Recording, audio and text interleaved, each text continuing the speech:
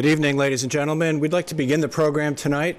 I'm pleased to be able to present to you the Superintendent's Eastchester Union Free School District Board approved and Board adopted budget for the 2018-19 school year. For those in the audience tonight, thank you for attending. For those watching at home, I thank you as well. The budget season is a long, grueling process that begins in November and December in meetings that we have at the district level with all of our building administrators.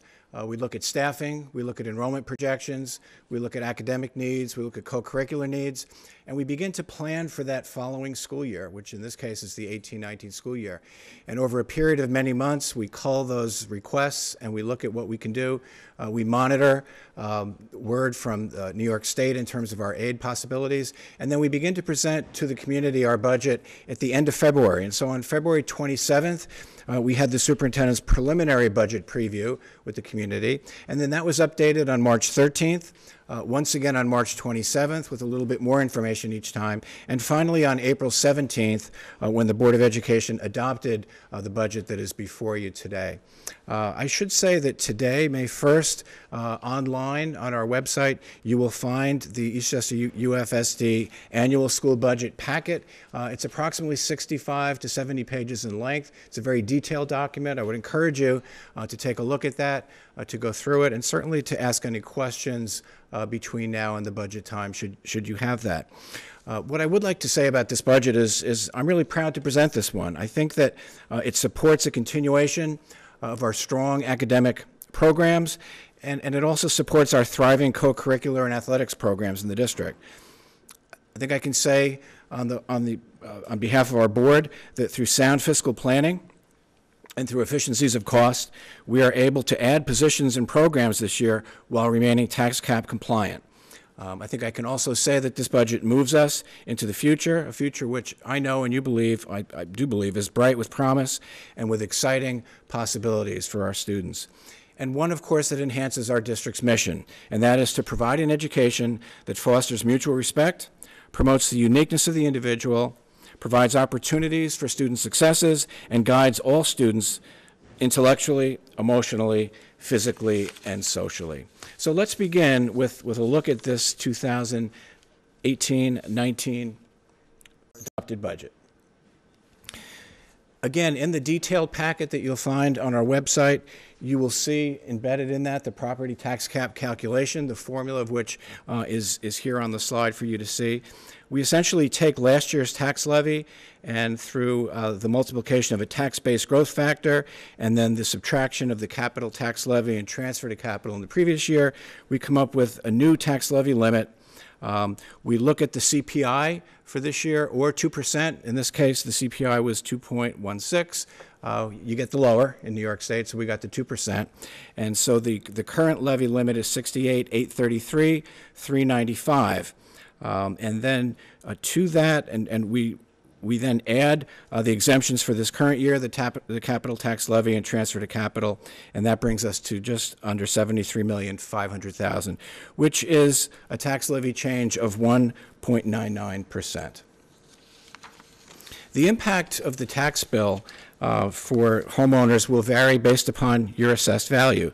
On this particular slide, you see the average assessed value in Eastchester of $8,900. If you happen to have a home in that range, you can see what the tax bill was in the 17-18 school year, what it will be in the 18-19 school year, the projected increase. And then to the left of that are assessed values less than $8,900. To the right are assessed values above that. In the bottom corner of this slide, you will see the tax rate. I just want to be clear that you understand that the tax rate is based upon that amount for every $1,000 of assessed value. Okay, so that's how the tax rate is applied.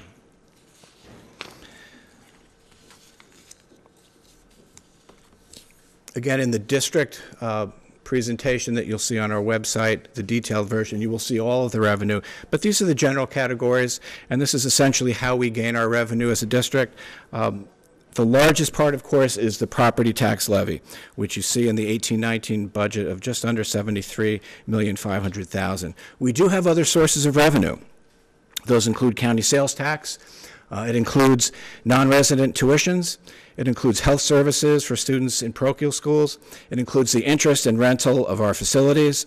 And it also includes an interest premium on a band that you see there, $277,000 from a bond anticipation note that was taken out for the project, the construction project.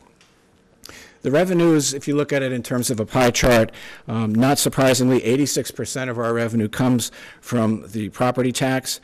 The next largest component, 9%, state and federal aid, 5% other revenues, and then the others that you see there are less than 1%. On the expenditure side of our budget,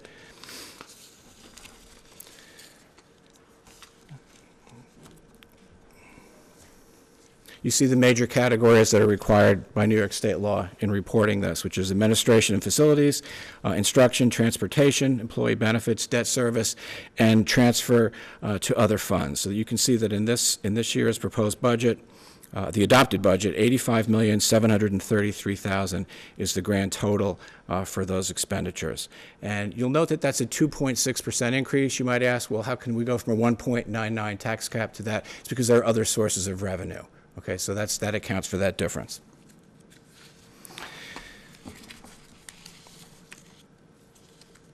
The overview of expenditures, again, not surprisingly, as a people-oriented business, 55% of our expenditures are in instruction, 22% are in employee benefits. So 77% of our expenditures as a district are for costs associated with employees. And then you see 10% for administration, 5% debt service, 4% transfer to other funds, and 4% is our transportation expenditure.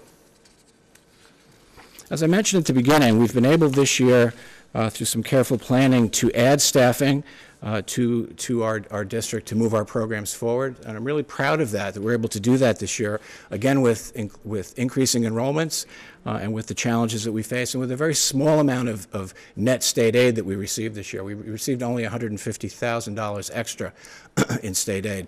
But with that, we were able to include the staffing additions that you see here. Supervisor of Humanities, K-12 is an administrative position that will support the work of our assistant superintendent, of our building principals, of our instructional program, to move that forward and to provide some needed relief there. We're adding 1.6 special ed teachers in the middle school for a co-teaching program, for a stronger co-teaching model. 3 lead teachers at the elementary schools to provide support in buildings that have just one administrator. And then a 0.2 increase in psychologists district-wide. You know that we're adding an enormous addition onto the high school, and so we're adding 2 cleaner custodian positions at the high school, and we're replacing some of our outsourced costs next year by removing those and adding a maintenance laborer for a district-wide position. There are also 2.0 FTE, which is a full-time equivalent at the high school, but that 2.0 is not 2 individuals. It's pieces of individuals in various components of the program. So they're small increases among numerous people that add up to 2 full-time positions. We're adding a strength and conditioning coach, and that will assist greatly with not just our student athletes, but for all students in the district who wish to use those resources to remain fit and healthy. That will be a stipend and available for all students in our school in the very newly renovated and newly expanded fitness center, which is just downstairs from the old gymnasium. It's a magnificent space. And we'll be adding in this budget a boys swim team, JV boys volleyball, JV wrestling, JV boys and girls lacrosse. Other costs that are embedded in this budget, significant costs added in professional development. Again, I think that we understand as an organization how important it is to have our teachers and our staff well trained, and so we need to continue to provide opportunities for them. And so there's a good chunk of funding in this budget to move those efforts forward, and that's again connected with the K-12 position that was mentioned earlier. Also supplies for the new high school science labs. We have 6 new science classrooms coming on board in the fall. And some wireless infrastructure and server upgrades at our elementary schools. The elementary schools were not covered in the Smart Schools bond, so we are moving now to put some resources there to get those schools up as well. And as I mentioned in the fitness center in the basement, We are equipping that fitness center over the course of the next 5 years with a lease purchase agreement. The first installment of that for next year is of $22,600, and that will begin to help us equip that center with really up-to-date tools for the students, and I think that they will greatly appreciate that. And of course, as I mentioned before, we're adding a laborer position, and so there is some grounds and maintenance equipment that we'll be purchasing for many of the in-house projects that we plan to do in this coming year. Also key in this budget is $2.8 million included in the transfer to capital line. The largest component of that, $1.8 million, will be placed for completion of the high school addition. You know that the cost of the addition surpassed what we bonded, and last year the board extended some funds for that as well in the amount of about $1.5 million. This year we're adding $1.8 million to complete that project. We hope that that will have that ready and ready for student use in the fall. We also are looking to allocate approximately $1 million to Greenvale enhancements. We need desperately need some window replacement in that building, and we need to do some building envelope work as well, some pointing work and roof work and such. If there are additional funds left from that, we will then tackle some of the other items that are included in the 5-year capital plan. There's one more budget presentation before the vote, and that will be next Tuesday, May 8th. That'll be the final budget hearing. It'll be similar to tonight's. I'll try to change it somewhat just for interest of the community. But that is the last opportunity to really speak about the budget. And then, of course, as you know, the budget vote and trustee election is on May 15th from 6 a.m. to 9 p.m. You see the locations there. The Garth Road location, of course, is only for residents of Garth Road. So at this time, before I hand off the program to the PTA for their Meet the Candidates night, I would be happy certainly to take any questions that the community might have regarding the adopted budget for 2018-2019. Sure. You could please just come up to the microphone. Right here? Yes.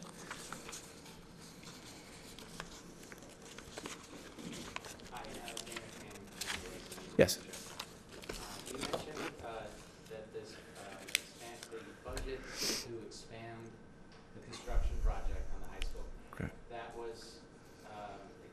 Exceeded the bond? It did. Do you know by how much?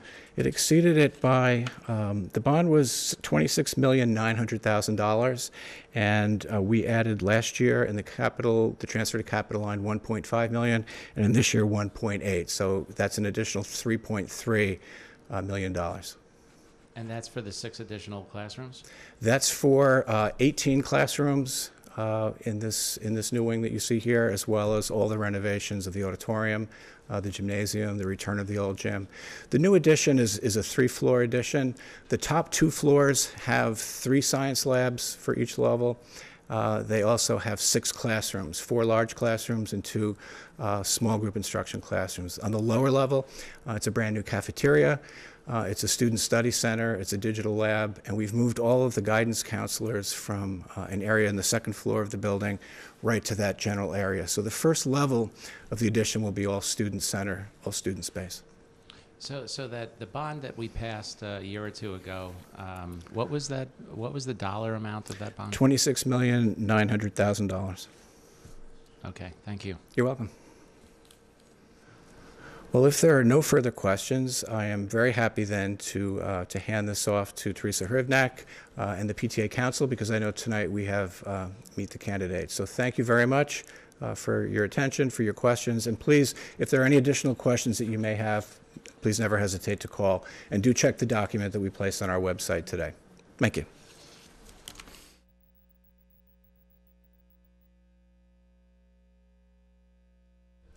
Good evening and welcome to the Eastchester PTA Council Meet the Candidates Night. My name is Teresa Hrivnak and I am the president of the PTA Council and co-chair for tonight's event. The PTA Council is the umbrella organization of the Eastchester Schools PTAs.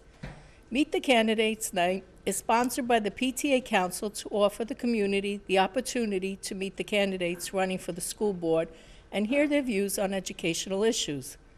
This year we have 5 candidates running for 3 open trustee positions.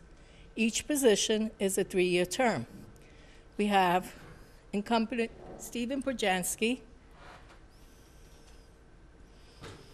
incumbent David Cafaro, Crystal Jones Johnson,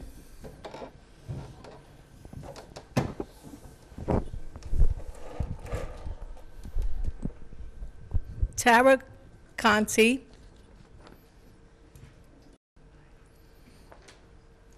and Erin Murphy. Murray, I'm sorry. I would like to introduce Andy Belloc, who will be our moderator for the evening and explain the procedure for how the evening will be conducted. She was also a former PTA Council president. I would also like to introduce our timekeeper, Eleanor Evangelista, who's the vice president of the PTA Council this year and co-chair for tonight's event. Before I turn the evening over to our moderator, I would like to point out that the candidates' bios are at the back of the room, and there are voter registration forms as well. Please take a handful and reach out to your neighbors and friends to register to vote.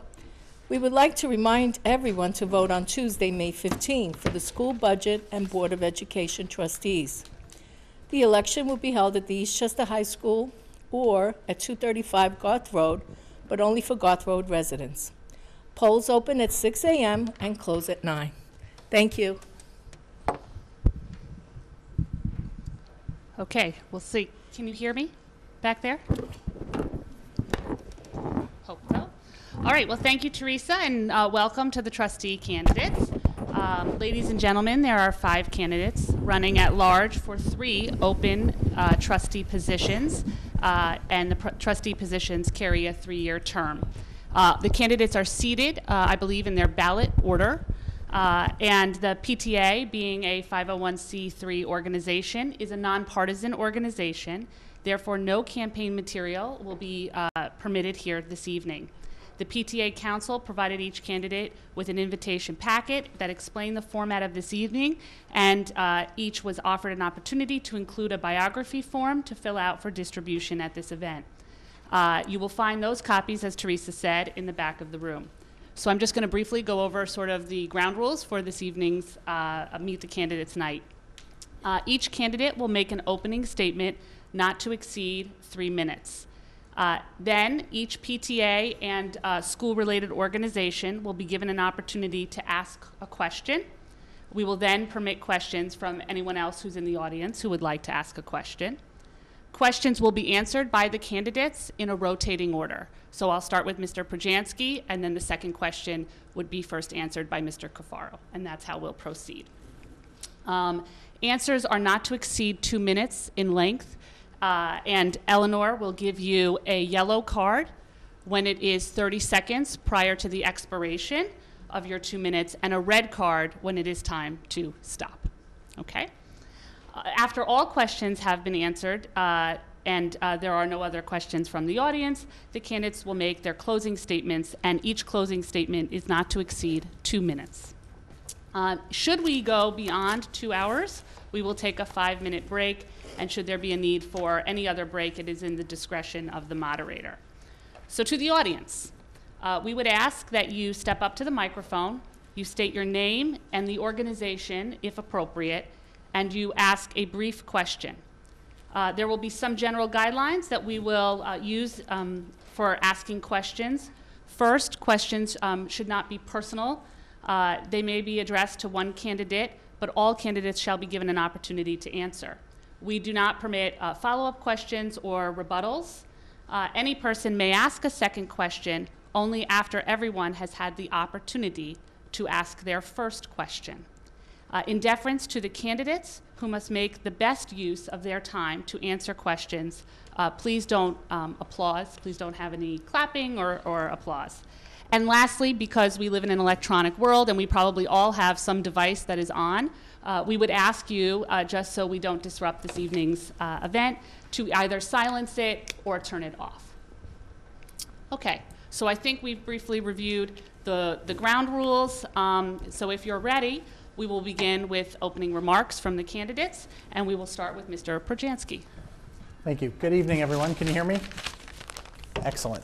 So I wanted to first start out by thanking the PTA Council for sponsoring the event, to the PTA units and school organizations for your participation, for everyone who came out tonight, for those watching at home, and also to my fellow candidates. It's really great to see this kind of interest, so I appreciate it. I'm Steve Perjansky, and I'm running for re-election.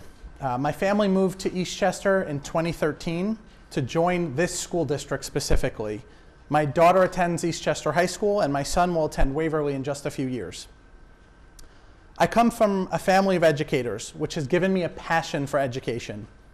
And I believe that all children deserve an encouraging education that increases each student's knowledge base, but also lights a fire with enthusiasm for learning. As a business executive, I've developed my leadership and analytical skills and led multiple teams. I've learned the importance of looking forward and moving forward. And in education, that's important too. We need to prepare our students to answer questions that haven't yet been asked, to solve problems that we don't yet know exist. And we can do that by ensuring that our administration leverages the best programs and resources available, and by ensuring that our administration continues to introduce innovative programming. I've been a member of the school board for 2 years, and in that time I've been the chair of the board technology committee, a member of the safety committee, and I've been part of some important personnel decisions such as hiring school administrators and evaluating our superintendent.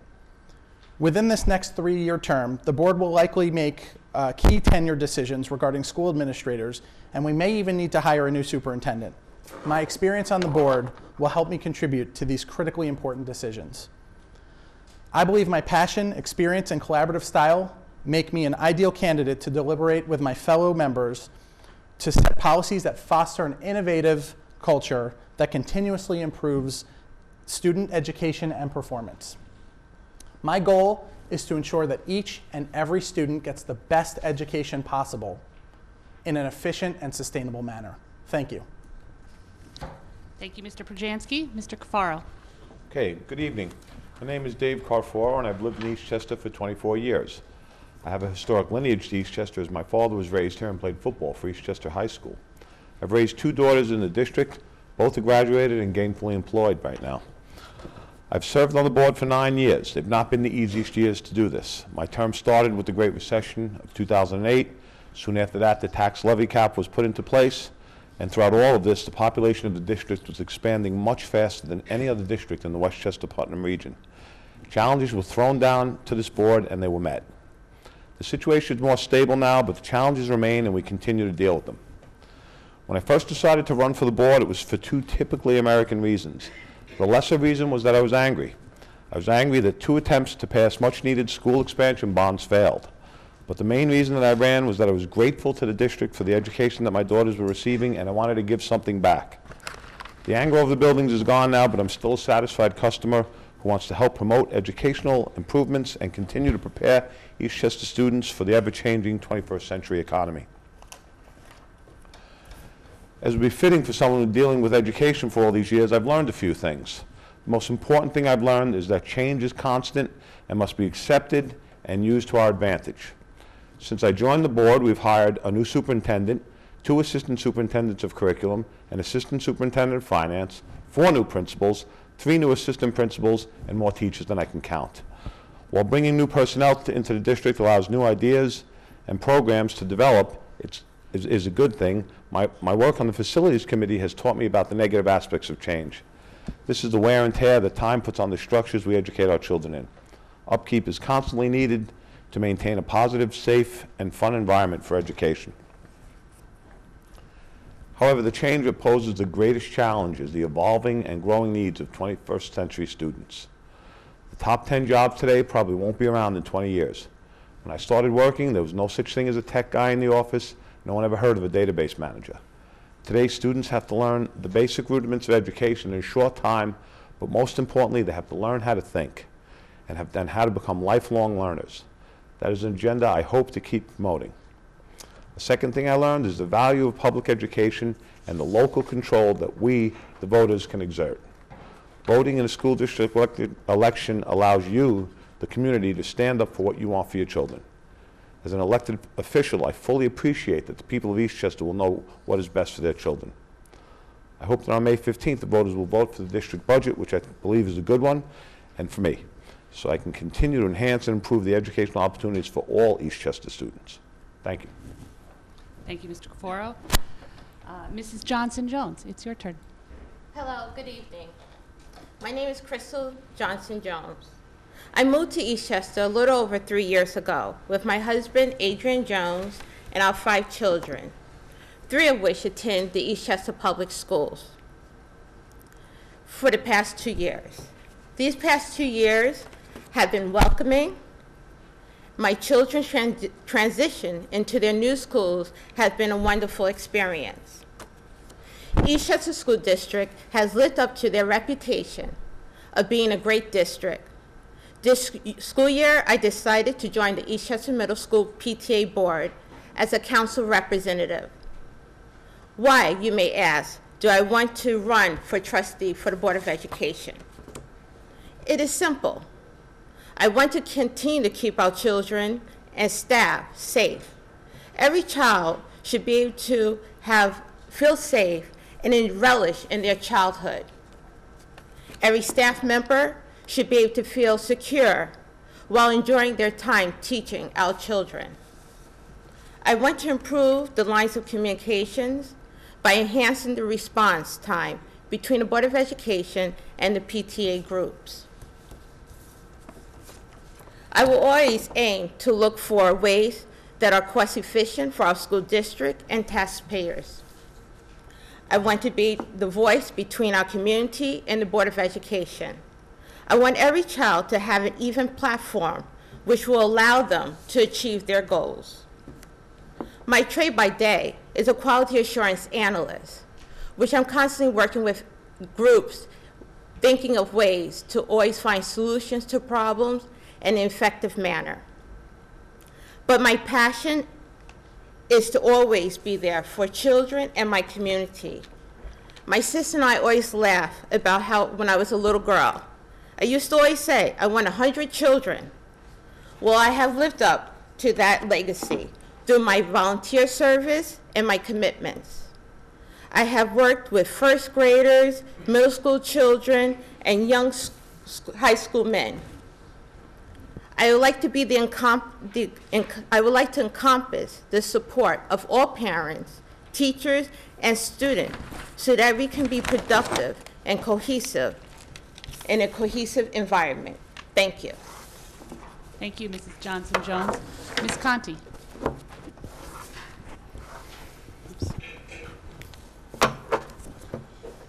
Greetings, everyone. My name is Tara Conti. I feel honored to be here in front of all of you. It's amazing to be living in such a progressive district where students are valued and academics are key. I would like to tell you a little bit about myself. I am deeply vested in this community and want all students to thrive. My son Christopher is thriving in kindergarten at Waverly School. I am employed by the wonderful City of Yonkers Department of Parks, Recreation, and Conservation. I focus primarily on overseeing programming, staffing, funding, and grant writing for the special needs population. In my span working for the city, I service a huge age range of participants, from as young as 5 and as old as 76. I believe that everyone who needs services should receive them. I have seen my participants, well, my kids, speak for the first time, graduate high school, pursue classes at college, gain employment, live on their own independently, establish their bank accounts. This is just to name a few. I have assisted families that were so overwhelmed by the system, gather paperwork to go through Office for People with Developmental Disabilities, Front Door, Medicaid service waiver, eligibility, and in the end, they received the services that they needed. The camp I oversee, Camp Pride, was recognized in 2017 for exceptional services. We received an award of over 250 municipal camps for superior inspections. This was the first time the award was ever given. We were also recognized by the New York State Parks and Recreation Society for providing outstanding services. I have established a 15-year relationship with Hero Tennis, an adaptive tennis program for the special needs participants. They provide us free services throughout the year. The staff that I oversee is nothing less than amazing. Many of them have began working with the special needs population when they were in high school, unclear what they wanted to do with their lives. I am thrilled to admit most are now professionals working in the field of therapies or educators. I rarely have turnover, as we are a work family and share our passion to serve.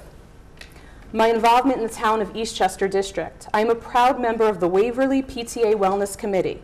Our committee of 3 parents are working collaboratively with Principal Doyle and Waverly teachers on an outdoor classroom where all students at Waverly will benefit from.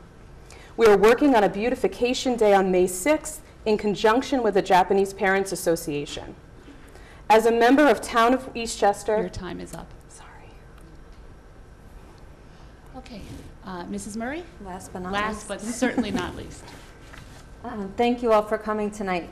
My name is Erin Murray, and I have been a resident of Eastchester for nearly 10 years. I have 4 children in the district currently. I have a 4th grader and a 2nd grader at Greenvale, and I have a 6th grader and a 7th grader at the middle school. And since they've been in school, I've volunteered in various capacities in the school, whether it's been as a class mom or greater roles in the PTA. At Waverly, I worked on the Cultural Arts Committee, providing field trips and assemblies for the kindergarten and 1st grade, and I worked with the PTA board to fund the new playground that was built at Waverly when Dr. Melendez was there. At Greenville, I've worked on the 5th grade board, providing all sorts of activities for the 5th grade students moving up to middle school. And presently, I work with Lorraine Savarese as a co-president of the Greenville PTA. And we work really closely with the board and Mr. Sinchcombe to make Greenville a success. And Saturday, we had our inaugural Greenville's Got talent show, which was a great success. I'm pretty proud of it. My key issues for the school district going forward are student safety, student achievement, and continued development of a strong school district. As a former teacher and a parent, I want to see continued student achievement and success in a safe, non-threatening environment. In the long term, the school board needs to evaluate the best options for security for our school, because parents need to trust that the school board is doing what is needed to make the school safe.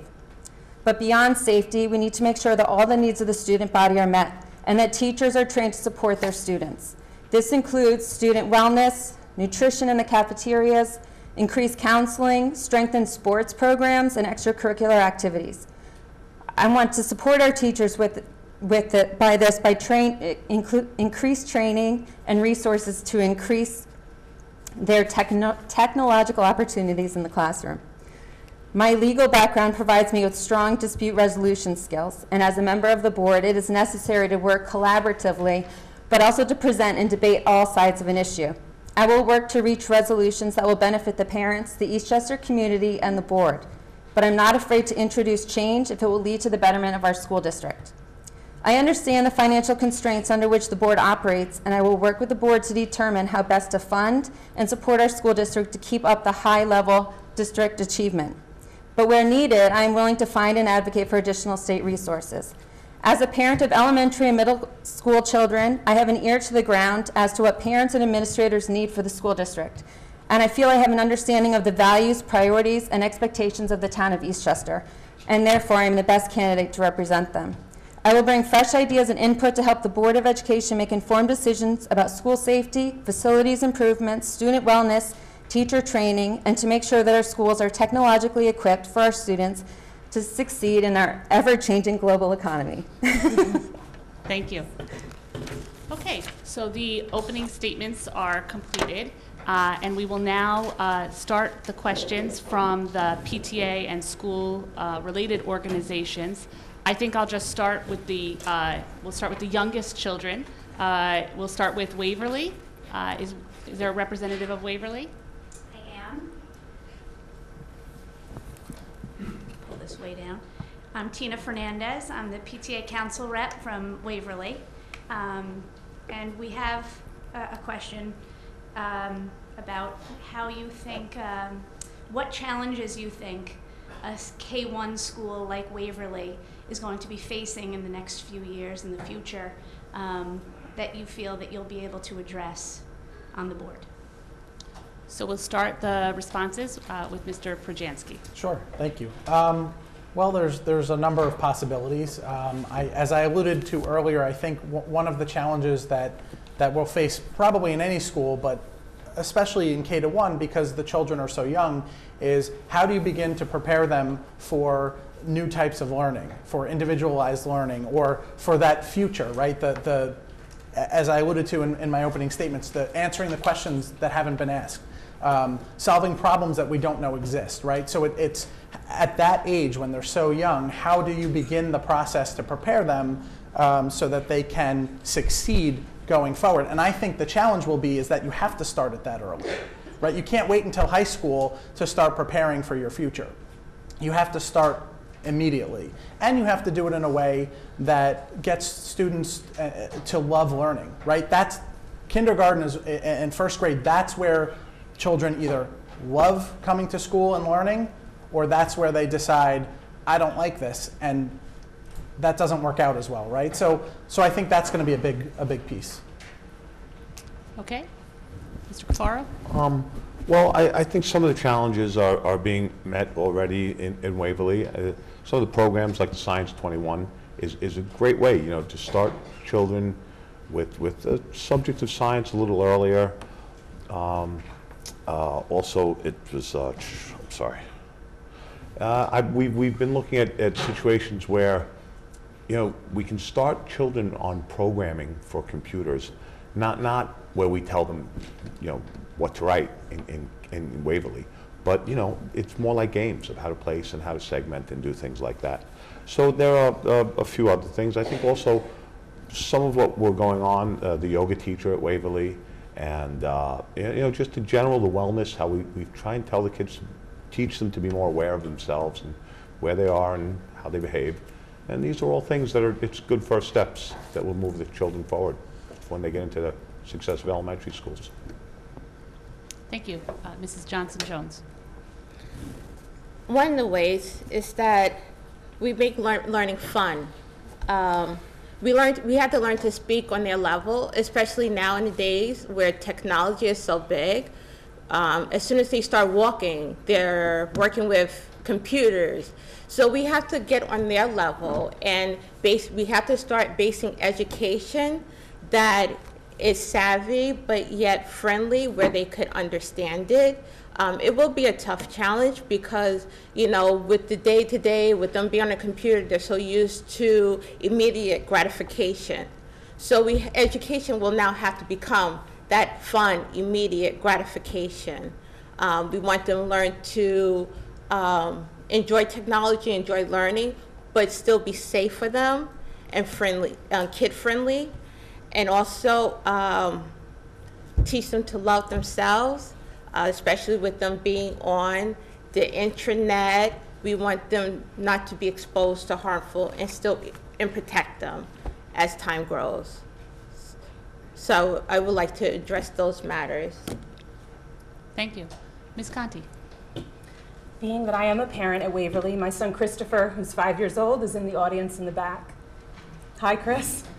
Anyway, engaging a 5-year-old currently and also, in the future, I can say one thing that's really fantastic about Waverly is we're in the process, I'm on the wellness committee, we're in the process of doing an outdoor classroom. So that's something that currently is going to be hopefully up and running in June and will be for future Waverly students. And that's going to consist of sensory bins, again for our special needs population, but for all our students. There's also going to be outdoor classroom time, meaning music and art will be out in the classroom.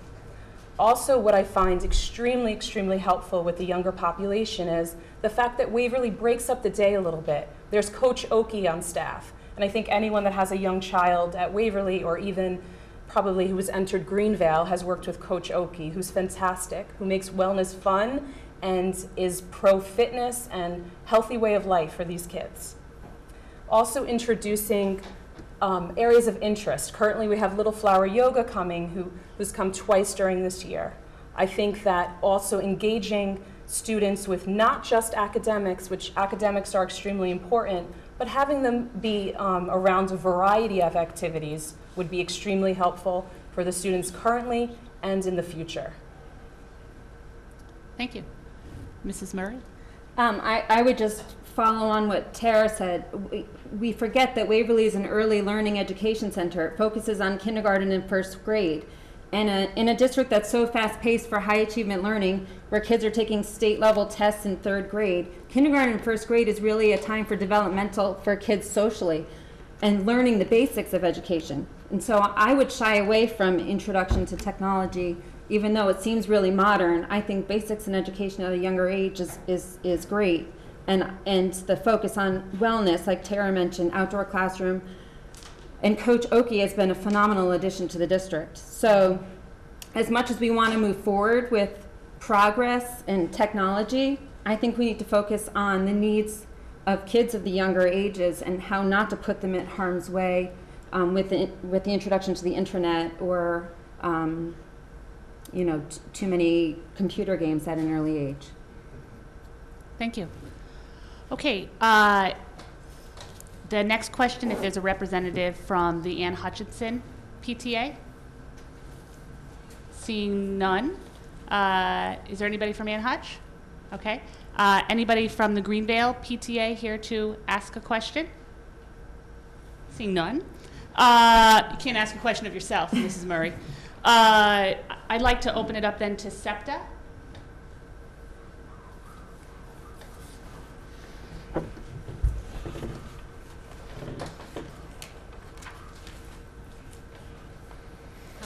My name is Sharon Sheeran, and I'm one of the co-presidents of Eastchester Special Education PTA. And SEPTA would like to know, what is your understanding of the special education programs within our school district? Okay, we're going to start with Mr. Cafaro.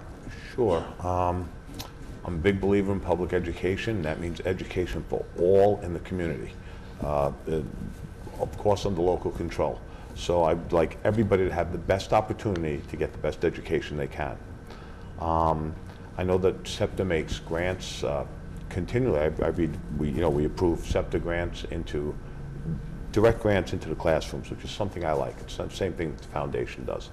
I think it's just SEPTA also, they have special PTA meetings where you can get an awareness of what they do, get an awareness of the needs of special education. These are all good things. I think people have to keep their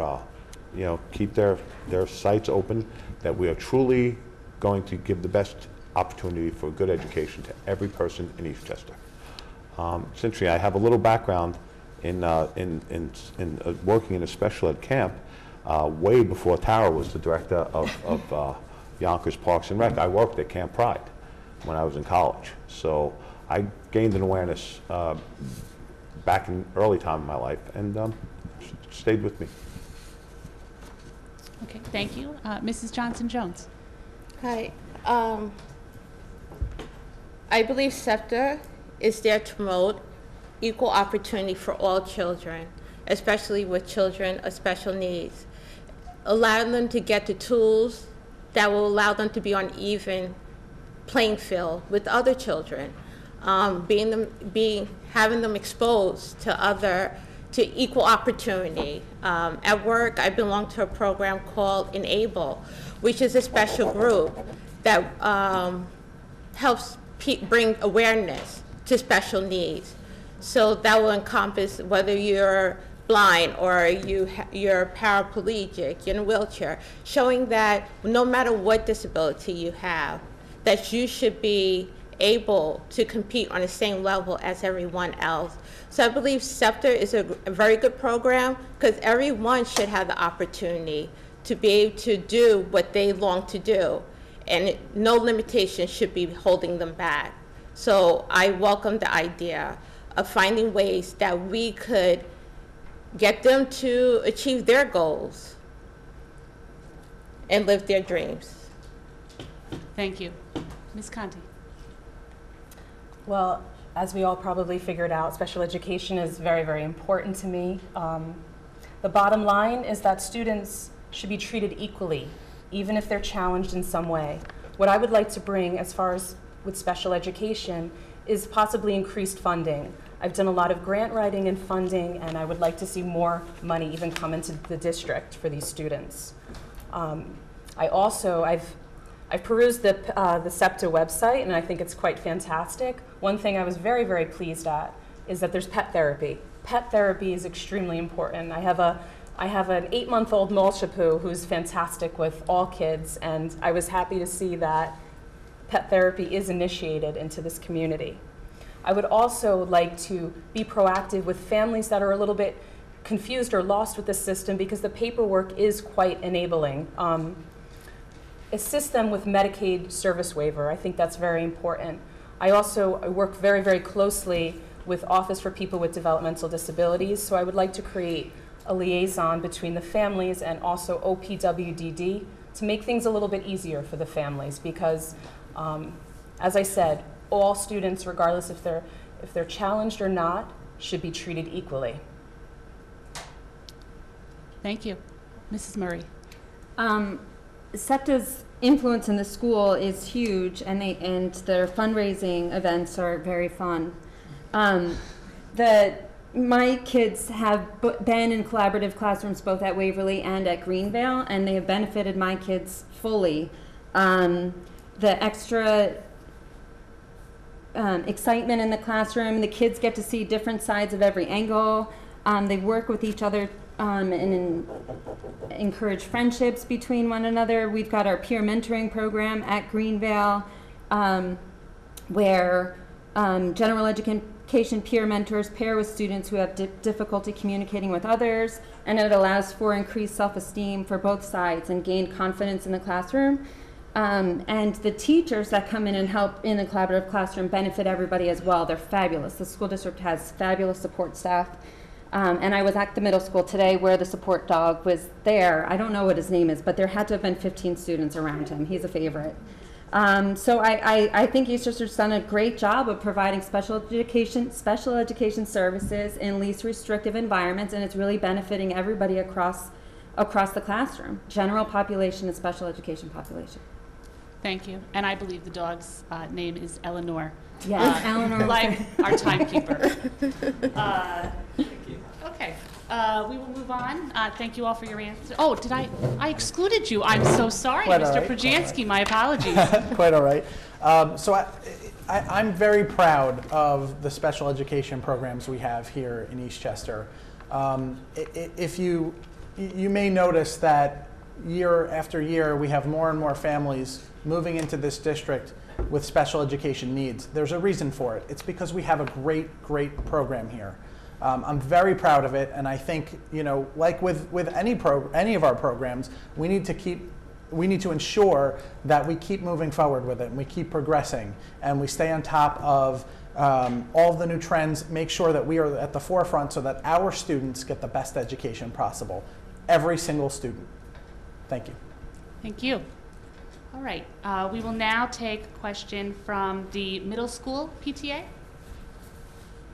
Hi, my name is Isabella Citron. I'm from the middle school PTA. And we have two questions. The first one is, We're going to just ask, I don't mean to interrupt you, but we're going to ask one question. One. And then we'll come back around after everyone's had an opportunity. One question. What do you want to be a board member, and what would the first thing you would do once elected? So the first question is, why do you want to be a board member, trustee member? Okay. And what would it be the first thing that they would do once elected? It's a compound question. Yeah, we'll take it. All right, we'll allow it. I believe we're starting with you, Mrs. Johnson-Jones. Hi. The reason why I want to be a PTA, the trustee for the Board of Education, is because I want to be a voice for the community. I love working with my community, and I love working with children. That's something that has always been my passion outside of work. I'm used to working with the Young Men's Youth Shelter. I have worked with the 4-H program called Juntos, teaching them financial responsibilities. I taught the young youth men junior achievement skills. So I want to be that voice, and not to mention, I love being a part of Eastchester community and I want to give back for what they have given to my children since they started school for the last 2 years. And the first thing I want to do is when I get in is actually I want to go over the Board of Education, the things that we that we do for the community. I want to make sure that I analyze the situation and see if there's things that we can improve on to make it better for our students and for our teachers and for the parents. That's what I would like to do if I become a trustee for the Board of Education. Thank you. Ms. Conti. I think one thing about me is I'm accessible, proactive, and determined. I want all students, regardless of how old they are, to reach their full potential. I can relate to the youth in district since many of my staff are young people. I have a young child who's just beginning his academic career, and I can give a fresh perspective on our community's youth population.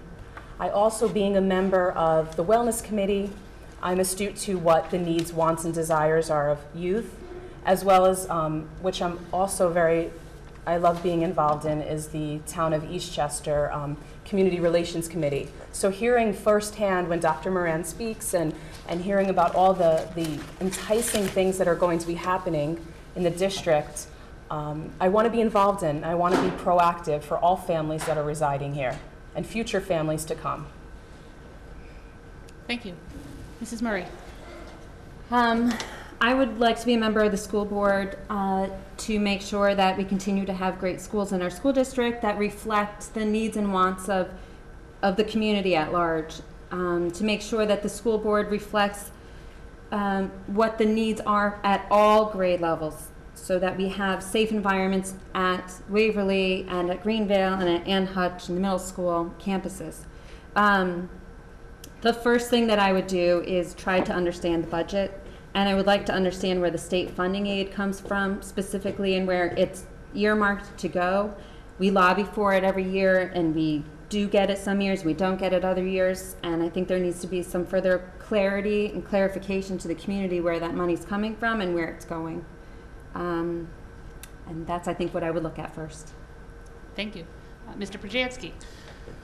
So I would like to continue being a board member because it's a great way to give back to the community. 2 years ago when I first ran for the board, that was my intention. I wanted to give back to the community. And it remains my reason today. As I said earlier, my goal is to make sure that each and every student gets the best education possible. So, in a sustainable and efficient manner. And what that really means is I want to make sure we're getting the best bang for our buck, right? We're getting the best programming for the best cost. So I would continue doing what I've been doing, which is to advocate for all of our students and for our community. Thank you. Thank you. Mr. Kafar? Okay. I was always very active in the school district even before I was on the board, and then 9 years ago I was solicited for a position, so I ran. The reason I like being on the board is because like I said, I was maybe a single issue candidate, we would call it. I wanted the extension for the middle school and the high school built, and that's been fulfilled, so I'm very happy with that. What I didn't realize was that we would have such turnover in our staff, our administrative staff, that all the principals except for the high school. So the reason I want to be on the board now is I want to see that I would hope to guide or help guide and advance all the interests of the schools with these new principals to maybe get them to work together to more collaboratively and to just push all our children up into successively better levels of education. So it'll be a goal of mine to just see that all our new administrators mesh nicely for the system. Thank you. Okay, before we go to the high school PTA, I'm going to intersperse with another school-based organization, the Eastchester School Foundation. Is there a representative of the Eastchester School Foundation who would like to ask a question?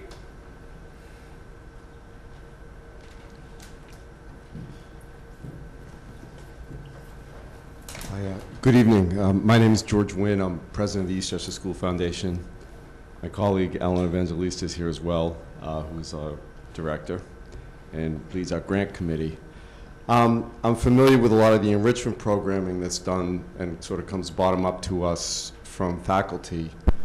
And so I know when you mentioned therapy dog, whatever, that's something that we think about. I often think about too eventually how that will be transitioned fully to the school as an accepted program that would be funded through the district. We tend to pilot things and hope that they catch fire and catch support. But I throw that in the back because I'd like to hear a little bit today about how you have dealt with situations where you've had a governance role and you've had to look across sort of the organization or just a group of people in a small way. And it can be in a way where you're sort of guiding people and asking questions without necessarily having to actually do the work. And just talk about any experience that you have that you think has sort of helped you along to where you'll go in this role if you're successful in the election. Okay, so we will start with Ms. Conti. I think to be successful is you have to do a lot of research and find out what's out there that is possibly free or can be grant funded or what involves scholarships. I can tell you a couple of things that are very interesting.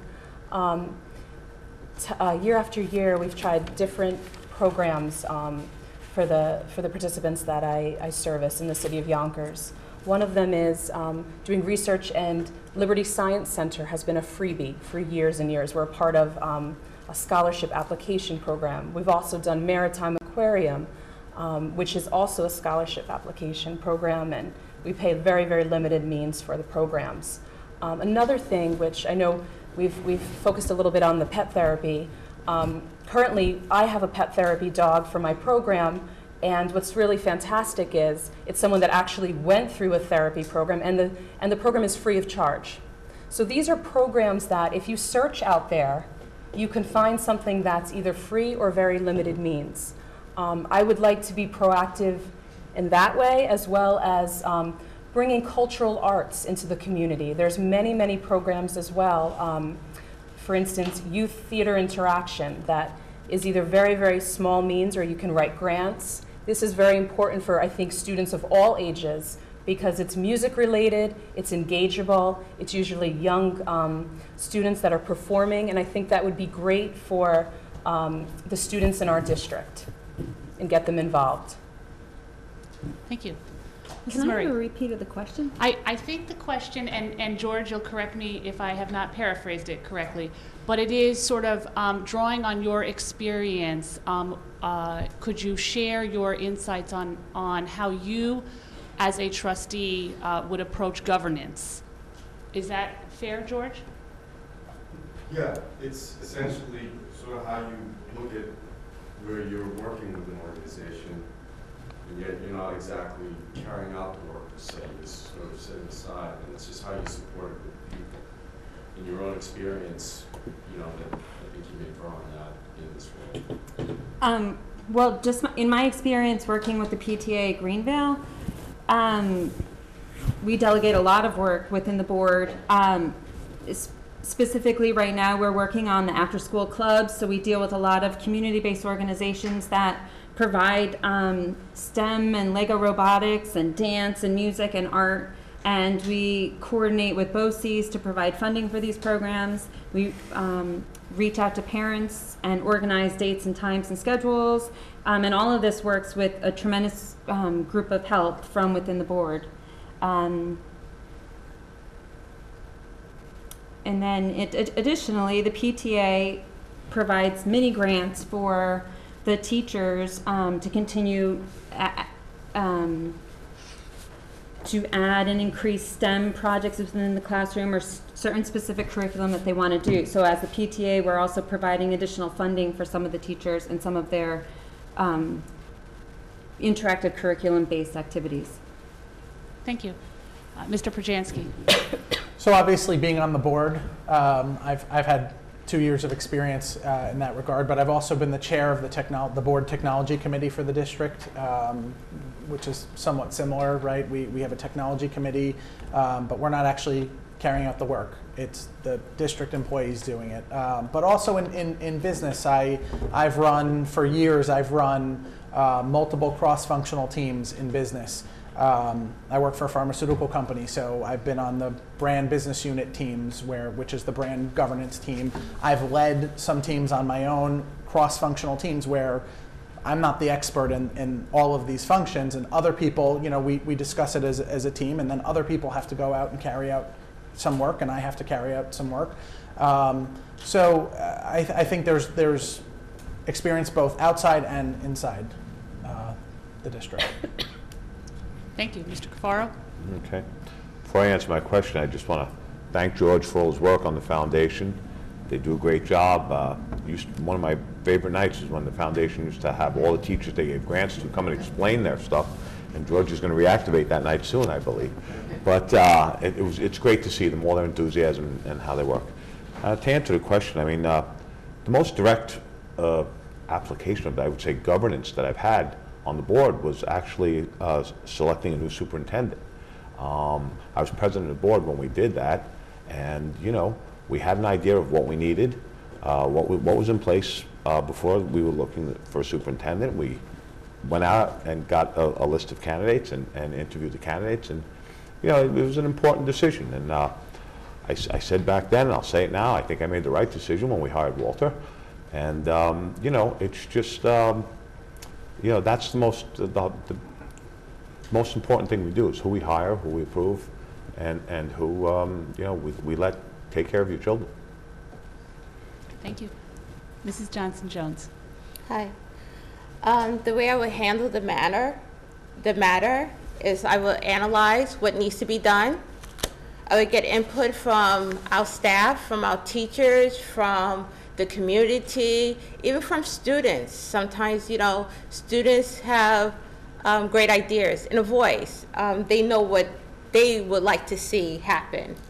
And then I'll do my diligence in researching the matter and see what is out there, not just within our surroundings, but maybe in other parts of in our country or other parts of the world, to see maybe if it can happen and be effective here in the community. But I think the biggest thing is research and getting feedback and analyzing how the risk of maybe having something introduced into our society. Would it be a good thing? Is it a bad thing? And if it's a good thing, why is it a good thing? And bring that to the public and let them know and see if it's something that they would like to go forth on. Thank you. Okay, I think everyone had an opportunity to answer that question. So we will move to the high school PTA.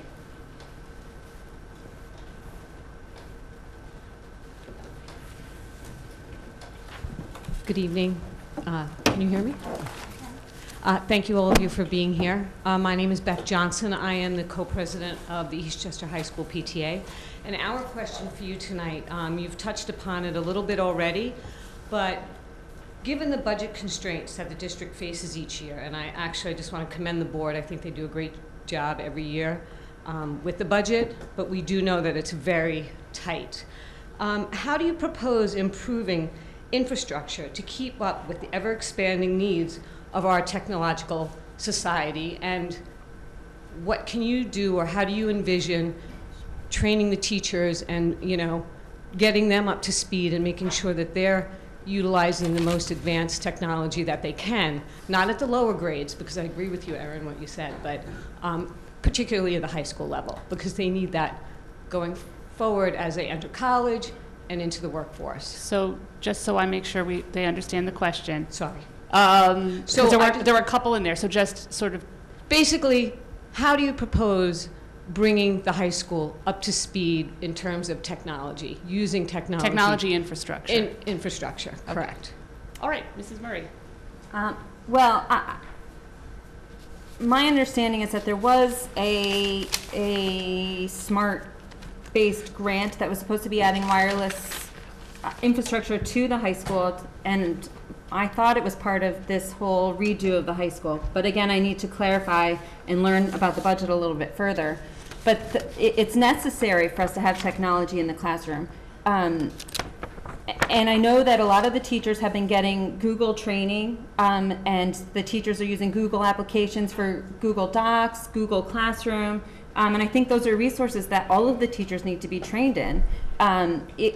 you know, if a few are trained, then they have to then go on and teach their peers. But if everybody could be trained, then it could be disseminated farther in the classroom throughout the school. These kids are global learners now. I mean, they need to be able to work collaboratively. They can work on videos and movies and class presentations, all within using a Chromebook in a classroom. And all of these, we need these facilities for the school. They really should be having a tablet on their desk when they come in. I mean, I can't speak for the high school, but the middle school staff uses Google Classrooms for assignments, homework submission, and collaboration. And the interaction with the kids is fabulous. And they're working together. One hand's in one part of an assignment, another is just as responsible for the assignment, but they're working together at the same time. So it's definitely something. We need to have the resources and the wireless capability with tech repair and teacher training going forward in our high schools. Thank you. Mr. Perjansky. So we have been upgrading technology. So there was under the Smart Schools, we have been upgrading the high school, both the new wing, obviously, which we're building, but also actually it's in progress right now. They're upgrading the wireless connections within the high school, and I believe the middle school as well. You know, to go back to the beginning of your question, you know, how do we do this with these budget constraints? It's not easy, right? There are trade-offs. The tax cap is a curse and a blessing, right? It's a curse because it restricts your budget, but it's a blessing because our taxes are already pretty high, right? So it's not easy, and we have to be as efficient as possible. We have to look for getting the best bang for our buck. What are the best programs for the lowest cost? How can we be efficient? How can we make it sustainable? I think the district's been pretty innovative, and we've been doing a really, really good job, and we need to make sure that we keep that up. Thank you. Mr. Cora? Okay. Well, the new addition, and if you've seen it, it's really starting to take shape and looks great. But the new addition to the high school will have areas for students to work with each other via their devices. And the Smart Schools grants that we have, we really wanted to do most of that. We wanted to put most of that money behind the walls, so to speak, to build up the infrastructure so that people could bring in their devices and we would have enough bandwidth to get everyone taken care of. Moving forward, we're thinking about, you know, there's going to be a day where it's bring your own BYOD, bring your own device to school. I think it's going that way pretty good. Pretty soon we won't be voting whether to get rid of old textbooks or not, you know. It's going to move forward. I think we will find a way, I'm sure. I've seen Walter come up with it, and we'll find a way to get money to do these things. We'll introduce them incrementally, but we'll do it. I think I have full faith that we'll be able to get it in there within the tax cap. I think one of the better aspects of this is going to be that we'll be hiring more new teachers. I think we're coming upon a wave of hiring soon, and newer teachers are going to adopt much more quickly. Teacher 2.0, as they might say, I guess. You know, the newer teacher, I think the younger teacher, will certainly adopt to the technology and help us promote it quicker. So, thank you. Mrs. Johnson-Jones. Hi. As time goes on, we see that with technology, it becoming a necessity. So with that, you see, you know, lower prices than what it will start out to be. But I think we need to also look at our companies to see what they're looking for in future employees, so that we could help train our children. Because the more practice that they have, the more efficient they'll become for when they go off to college or whatever they decide to pursue after their high school years. Definitely keeping teachers engaged and making it friendly for the teachers. Because let's face it, what you start off knowing when you start out something and 5 years later, technology has changed. So letting teachers see how, at first hand, how it can help them and also help their students. And then hopefully maybe we can engage in some companies that would maybe help fund certain programs for our schools, because that is also becoming a way. because schools and companies, communities are learning to work together to help uplift and build our children, because it does take a village to raise a child. That's my belief. Thank you. Last but not least, Ms. Conti. I want to start by saying that I'm still in amazement at Waverly how there's a smart board.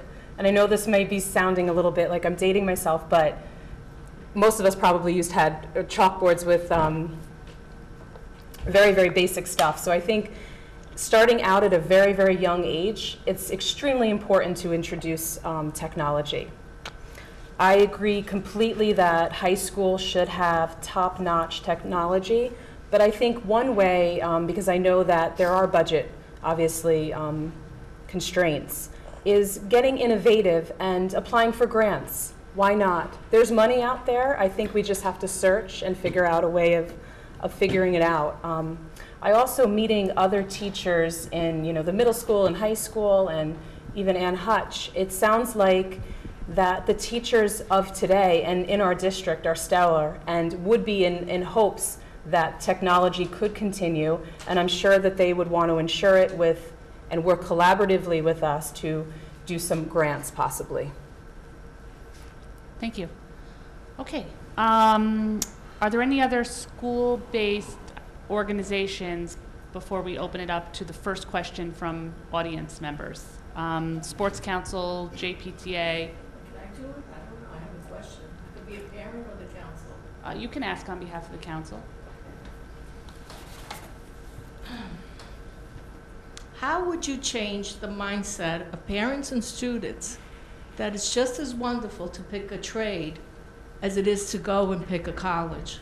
Because so many of us feel that if you don't go to college, you didn't do as good. And I think that is such a wrong idea, especially we all need electricians, we all need plumbers, we all need carpenters. After all, look what's outside. Okay. Mr. Pujansky, we start with you. Sure.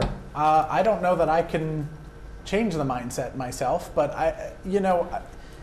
when you look online, there's a lot. I've seen a lot of articles talking about the price of college and is it worth it?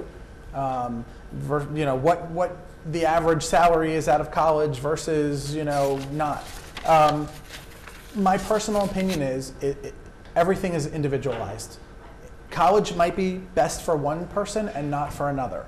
One person might want to do one thing with his or her life, and another wants to do something else. And my personal opinion is each individual needs to do what is best in his or her best interest.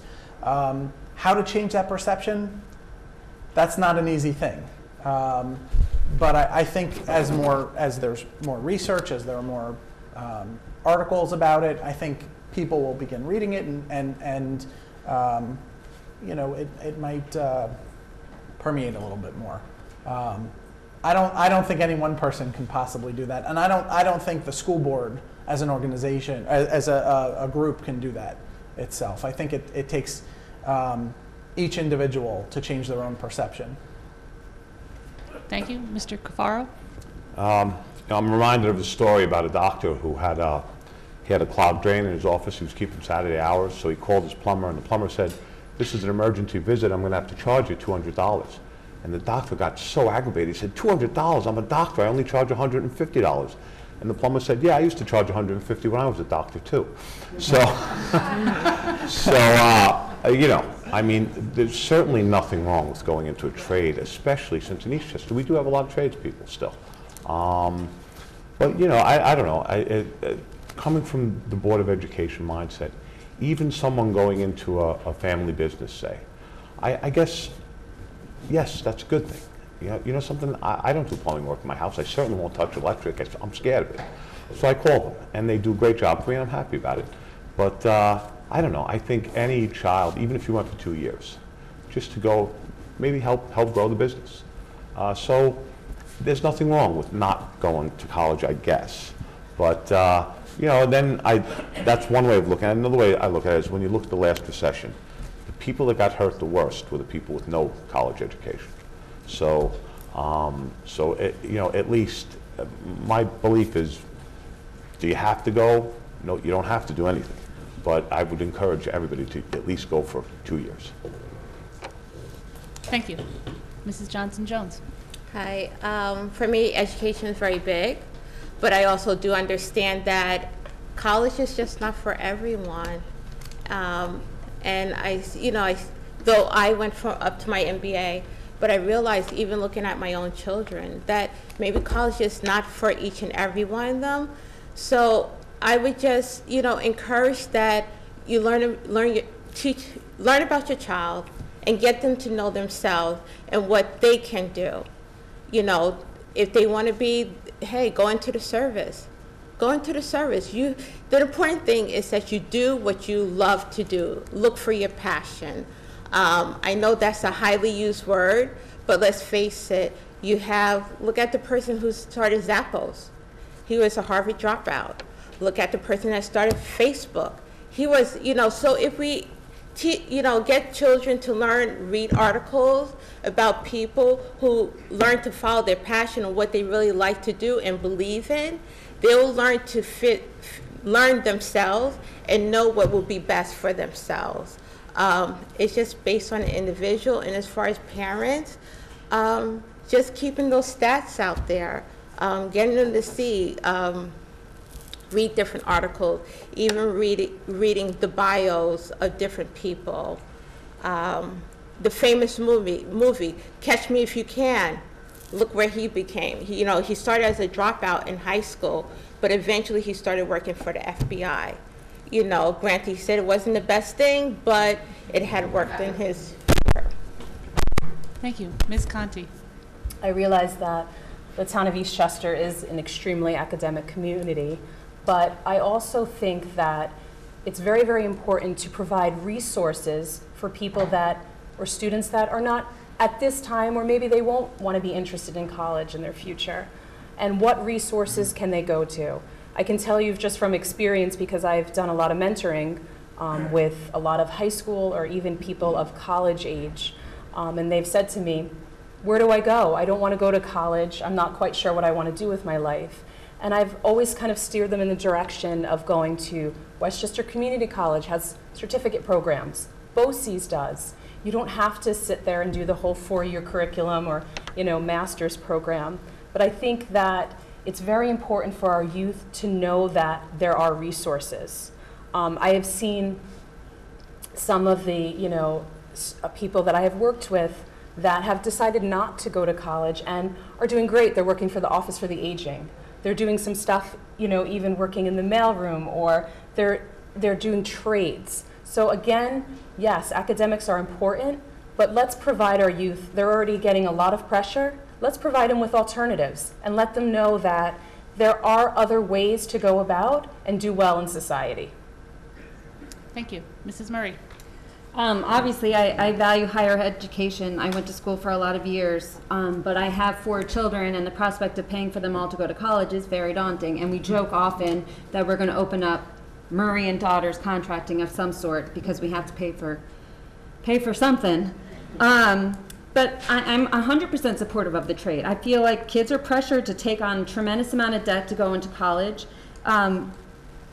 or they think that they're going to dream up the next big app and make $1 million just in 5 weeks' time. The unrealities of that happening for the general population in Eastchester is so slim.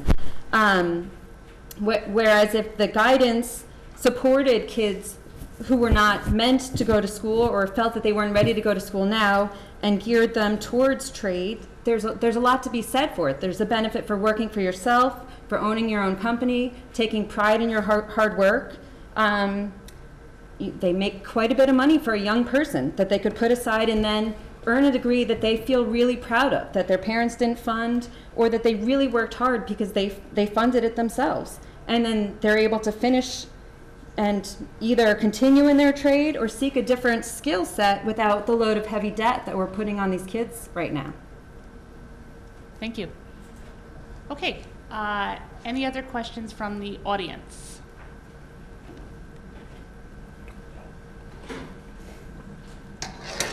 Just identify yourself and ask your question. Cheryl Smith, 196 Lakeview Avenue. So the 2018-19 school budget has an allocation for a supervisor of humanities, K-12, so district-wide supervisor of the humanities. I'd just like to hear what is your understanding of this position and what is your opinion of it? What do you think it will add to the district? Thank you. Okay, thank you. Mr. Cafaro?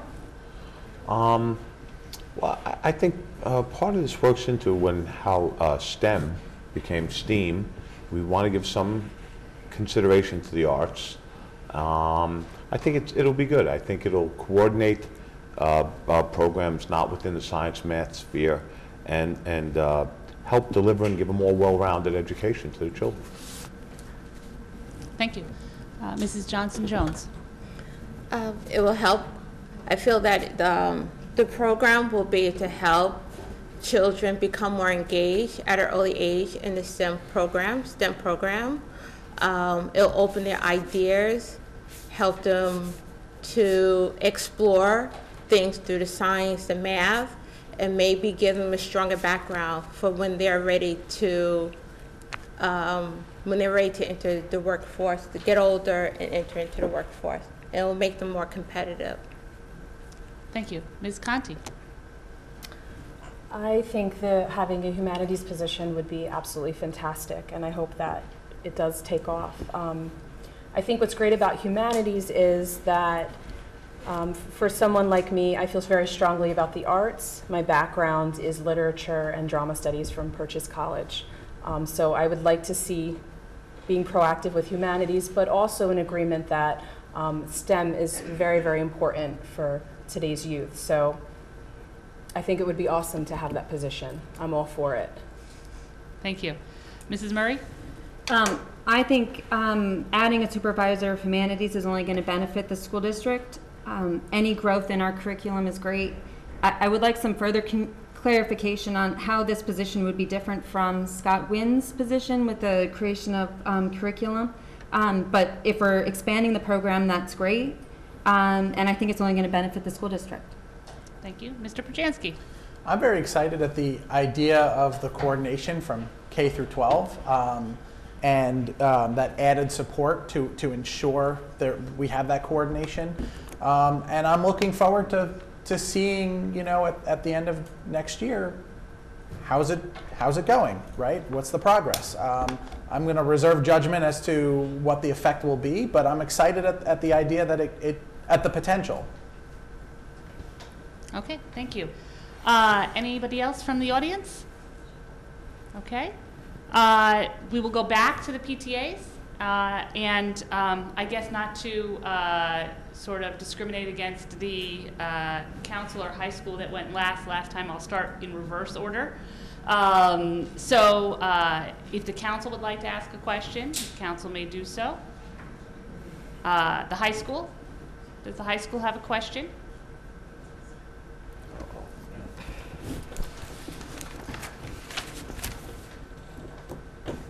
Hello, everybody.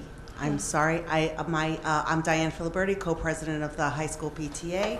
My other co-president had to leave, so although I still have pain on my arms from work, I work with 2-year-olds, so you have to forgive me. I would like to know, because of what's been going on in the world lately, we know that security has been a big issue.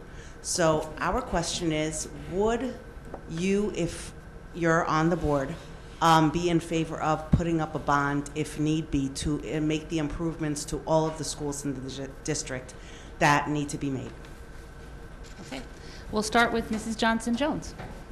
The answer to the question is yes. I would definitely be in favor of it, because it's a shame that children are losing a part of their childhood because they're in fear of their security.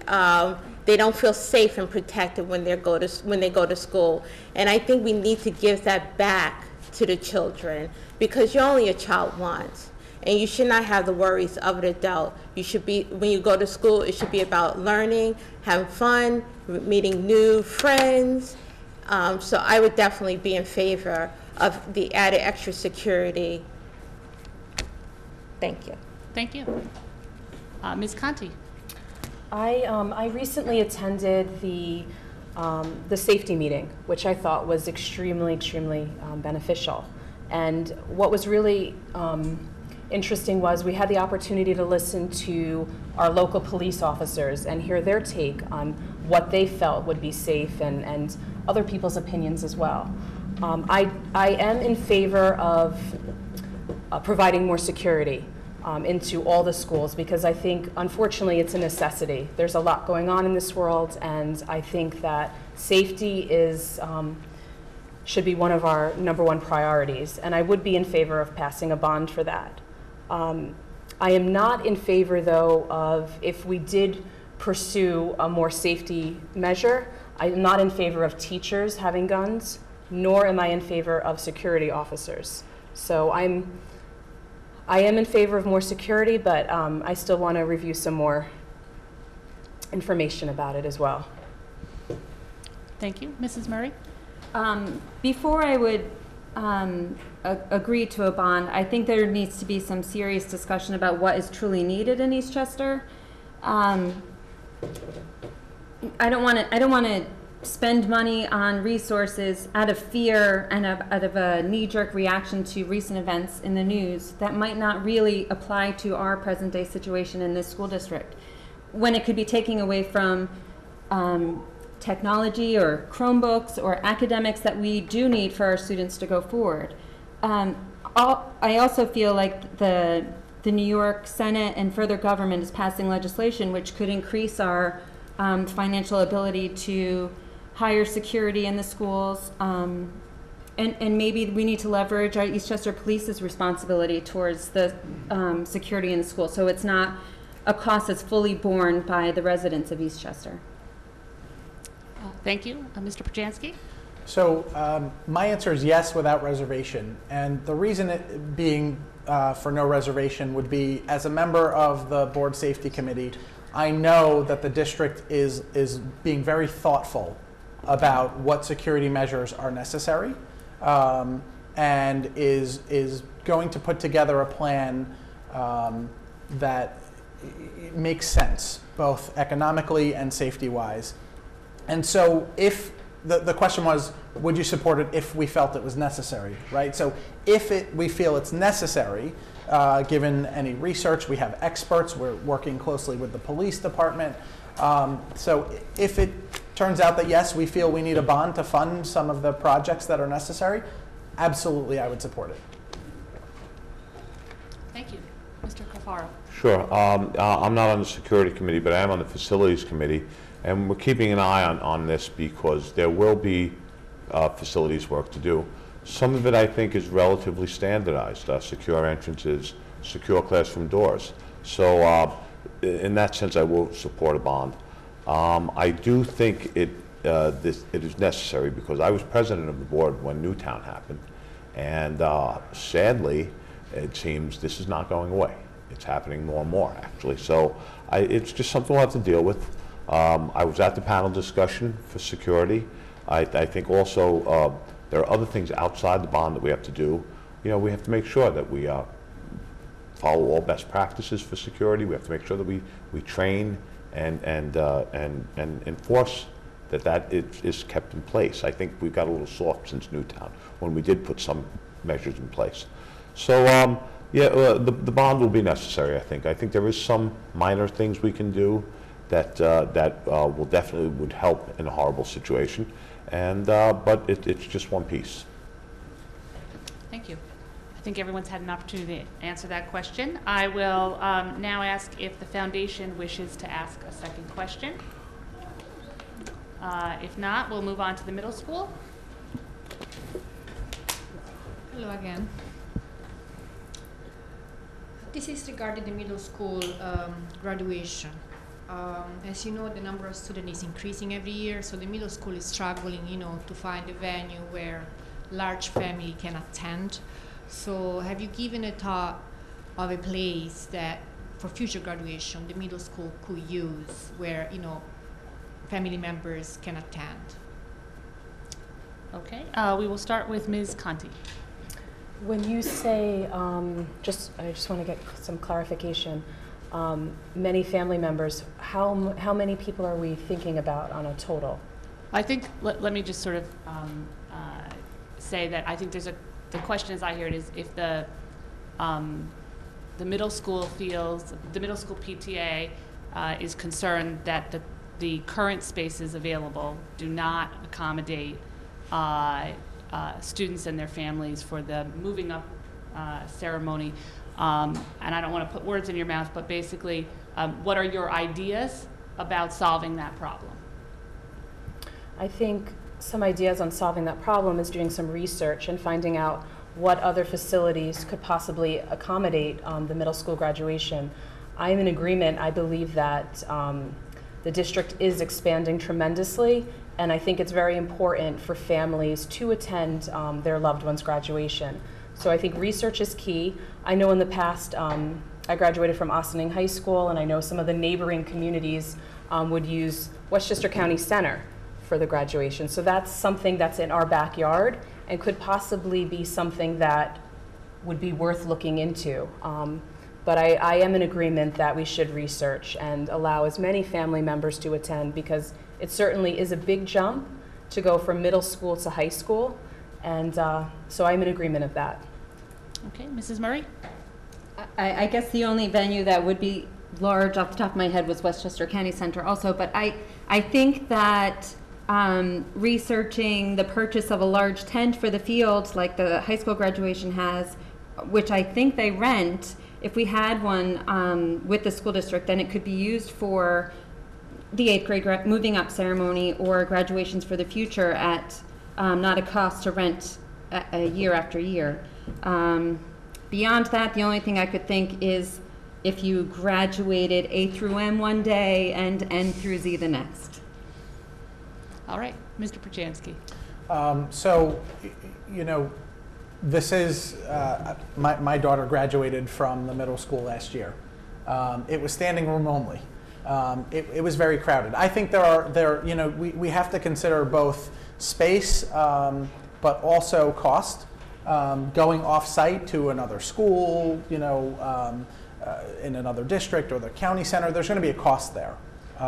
So I think we need to consider that. However, I think there are likely places we can do it within our own district that maybe would not incur a large cost. Maybe, you know, I know the high school is outside. Maybe we can do the middle school outside. I think that's a possibility.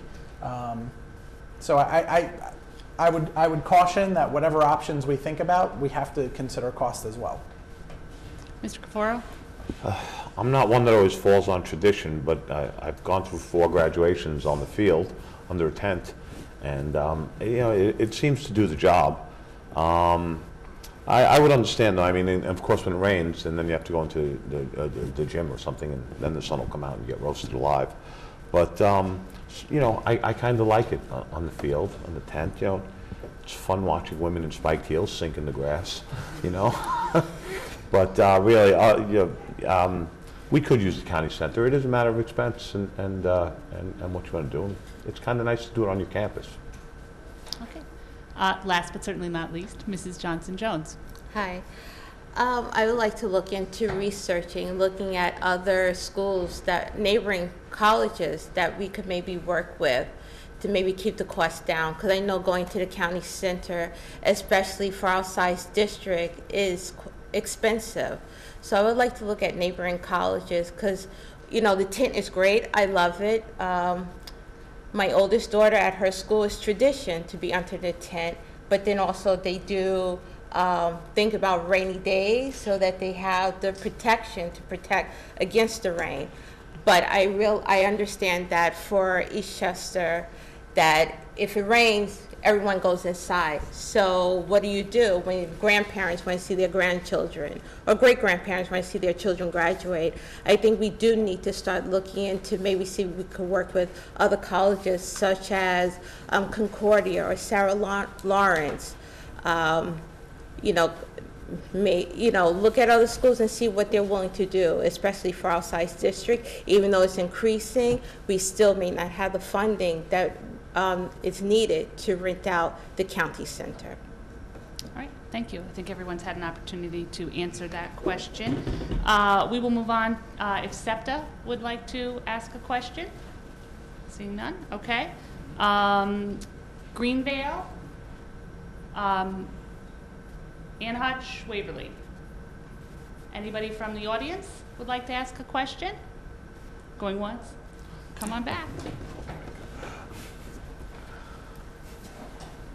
So the heart of any school district is the teaching and learning that happens in the classroom and the educators and students in that space. And this question is about the teachers. Teachers have been in the news a lot lately. The walkout in Oklahoma for the under-resourced teachers out there and many other places. What do you think is the #1 challenge facing teachers in our district? And if you want to look at a specific level, just at the high school or at the elementary level, be happy to hear that. And how do you think, as a board member, you could help work to address that challenge? Okay, everyone understood the question? I think so. All right, Mrs. Murray, you start us off. Well, I think the greatest thing that the teachers are facing in our school district is lack of support or camaraderie from the top down. I'm not exactly sure. There's, for example, we had math night at Greenvale not too long ago, and we really pulled teeth to get teachers to come to our event. And once they were there, they were fabulous. And the parents and the children that attended, it was fabulous. But there isn't that motivation and excitement to be involved in after-school and extracurricular events at the school. And I think that we need to get just a feeling of pride and success in our schools. And maybe by working with more community-based organizations and parents and if the kids can draw them out, then maybe we can have more of a sense of a community and pride in our school. All of the teachers are very well supported by the parents. Everyone is thrilled. We've got great resources for them. I just want them to feel like they want to be a part of our community. Thank you. Mr. Perjansky. So, that's a little disappointing to hear that there are teachers that are not excited to participate in some of the extracurricular activities, although, things happen from day to day with individuals. And I think we have plenty of teachers that are excited. I've seen many examples of that, in Ann Hutch and in the middle school and in the high school throughout my daughter's journey in Eastchester. And I hope to see it when my son enters Waverly. That is, that I would say trumps if there's a lack of enthusiasm. I think that would trump anything that I had in mind. And I would certainly hope that we can work to encourage more enthusiasm, right? We want a culture of innovation and enthusiasm where everyone is excited to come to work and to give their all and their best for the students. Thank you. Mr. Cafaro? I have a sister who's been teaching in Ossining for 25 years, and the Ossining district has its issues, and when I tell her what our issues are, she said, we would kill for those issues. So Eastchester is a good place to be. I mean, to me, the biggest problem facing our teachers, it's something that's happened since I've been on the board, and I don't want to take the blame for it. It's just outside forces, whether it's the recession or the tax cap, but our class sizes have grown more so than I would like. I remember we were getting them down, and we had to lay off about 60 people for the initial couple of years when I was on the board. So I think that's the main issue facing our teachers. I mean, large class size, if you add 1 or 2 kids per class, does it really affect that much? Maybe not, but it is a lot of work on the teachers. It gives them more, a lot more work to do per session. So what's my solution to that? I don't know. With the tax cap, we have to move incrementally, and I guess we'll just see where it brings us. Thank you. Mrs. Johnson-Jones. I think one of the biggest challenges that our teachers face is teaching a wider span of children and learning to keep them all engaged. And what the teachers do need is tools to help the students. Maybe an extra help in the classrooms to help inspire different children or different levels, and to keep them engaged. And also, I guess, the ever-changing technology. I mean, let's face it, technology, you know, is ever-changing, and we need to figure out ways to adapt it to help the teachers to become more successful at what they do. But I also like to speak with the teachers to see what they're looking for, what they need to help them.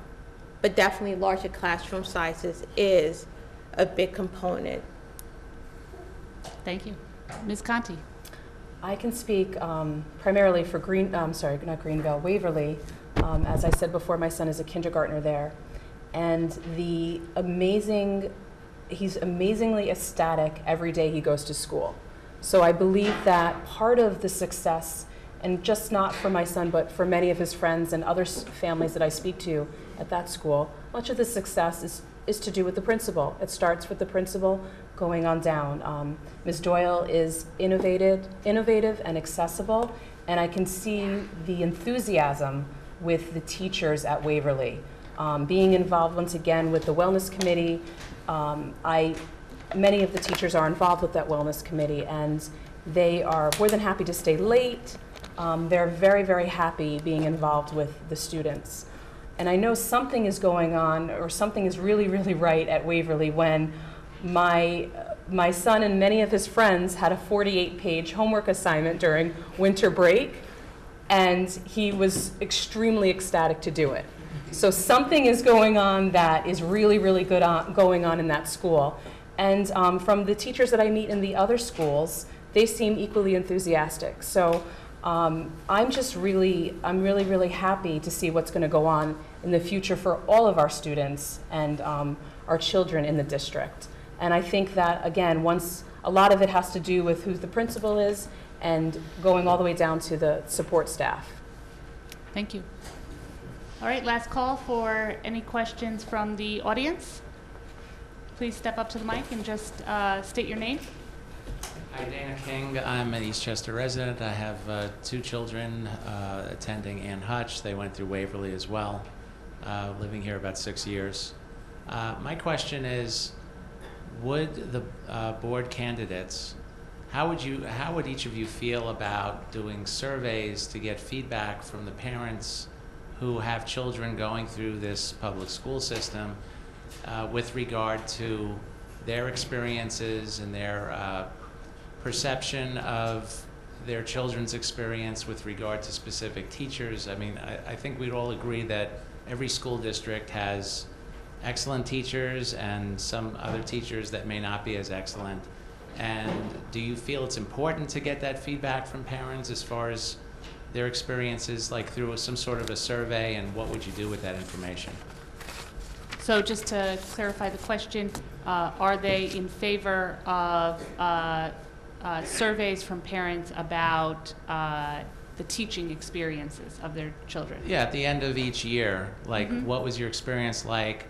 Do you have any sort of constructive criticism, good or bad, and what would you do with that information? Okay. Mr. Perjansky, you're up. Sure. I don't know whether I would be in favor of organized surveys such as that, especially coming to the board. But I think as a district, we always encourage feedback from our community, from our parents, from our students. And I think, that feedback should be provided, positive and negative. And I know it has been in some cases. So, I would say, I would encourage you, if you have feedback, to go to the principal of the school and give the principal the feedback. I don't know that would be something that the Board of Education should be getting surveys on every teacher. But if you had feedback, I would definitely encourage you to give it to your school principal. Thank you. Mr. Cafaro? I'm not sure about organized surveys, only because my children have had teachers that we've loved, and other people have not. Other people couldn't stand them, said they were terrible. I don't know. It's a hard call to make. As Steve said, any feedback, yeah, we would appreciate it. I mean, the toughest part about this job is staring at empty chairs at the meetings. You know, I mean, so we like hearing from people. Even when you're mad at us, we like hearing from you. We want to know what's upsetting you.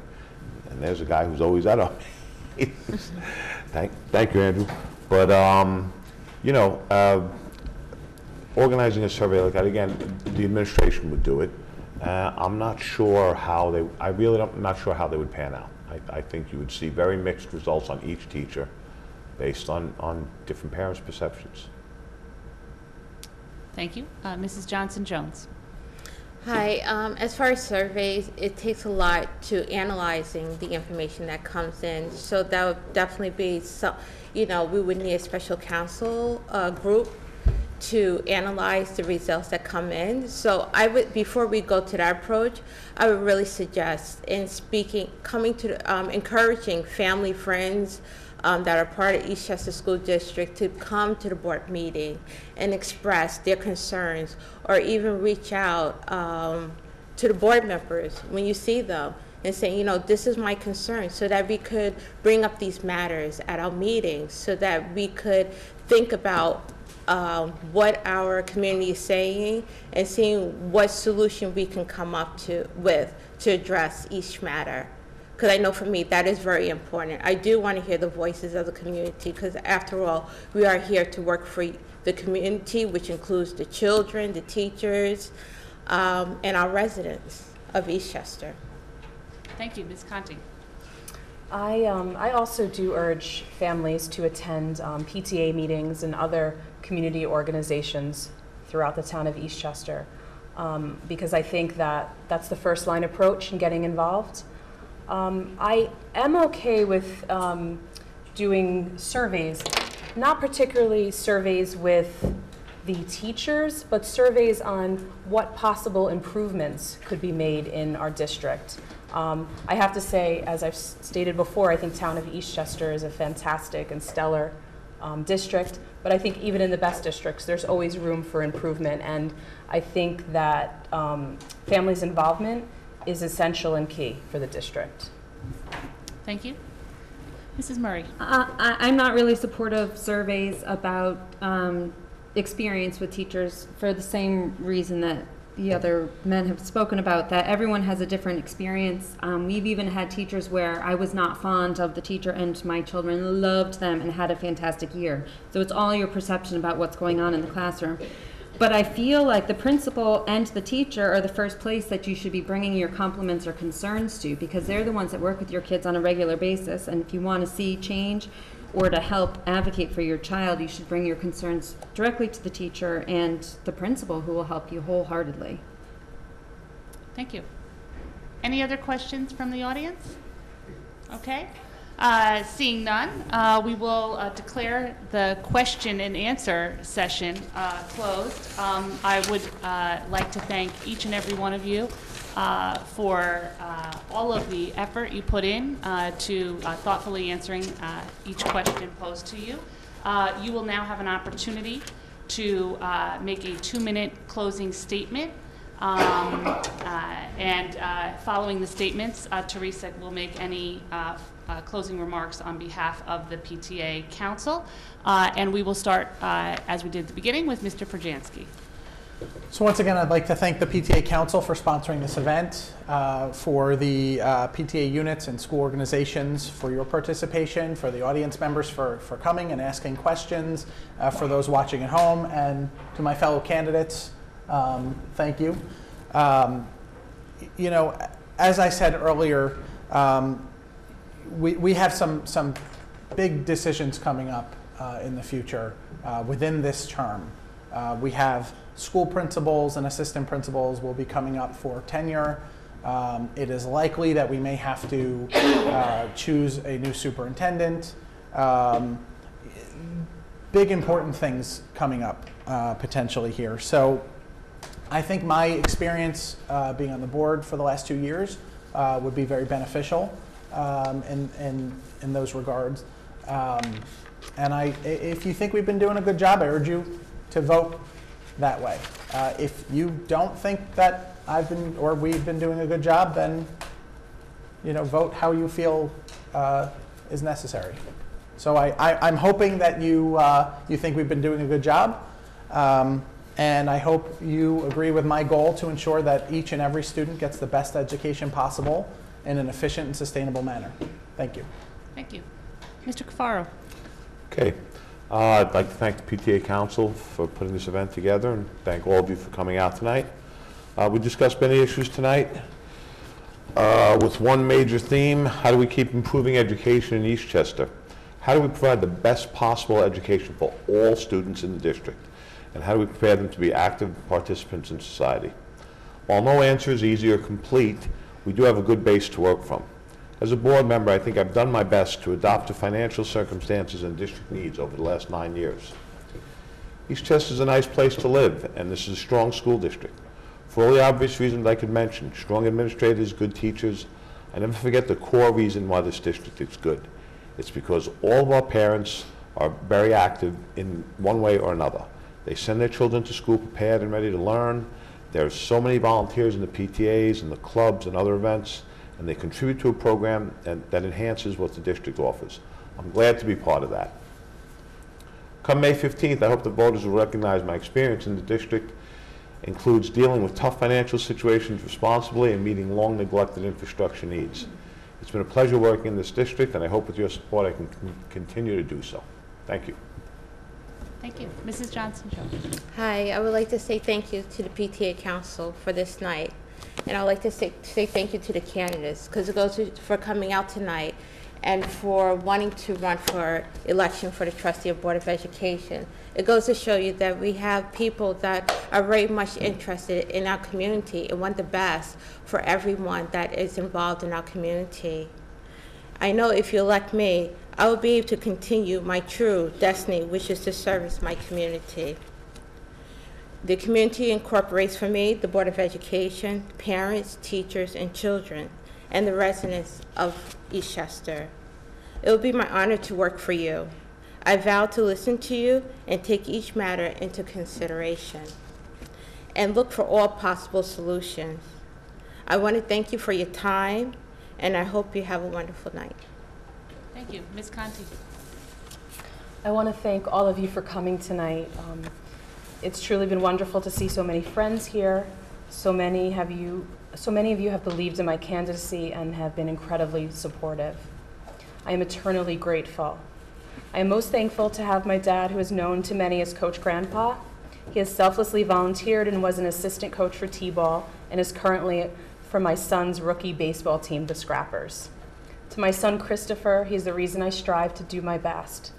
In my life, I feel it is all about making a difference. I want to leave an imprint for our current students and the generations to come. I am grateful to live in a district that prioritizes education and provides resources for all students to reach their goals. I would be honored if you would vote for me. I will always have the best interest of our children at heart. I will be tirelessly proactive, reliable, and innovative for our children in our district. I am accessible, approachable, and will provide transparency. I can relate to the youth in district since many of my staff are young people. And since I have a young child just beginning his academic career, I can provide a fresh perspective on the needs of our community's youth population. I urge you to vote for me, Tara Conti, on May 15th for Town of Eastchester Board of Education trustee. I can get the job done. Together we can make a difference. Thank you. Last but certainly not least, Mrs. Thank Murray. you all for staying to this late hour very patiently. It's been a pleasure listening to everybody's ideas, and I'm thankful for all of the hard work that the school board has done to this point. My kids have thrived in the school district, and I hope that if I am elected to the position that I would be able to continue to address the concerns of all parents and the students in the community as my concerns have been addressed. We all need to work to support our students, but we also need the support from the Eastchester community as a whole, because we need our schools to encourage highly skilled and prosperous students. It makes our town a better place and it benefits everyone. And if we prepare our students for college or trade, the workplace, everyone is going to, but most importantly, the students will have a satisfying and productive life. Thank you. Teresa, would you like to make any closing remarks?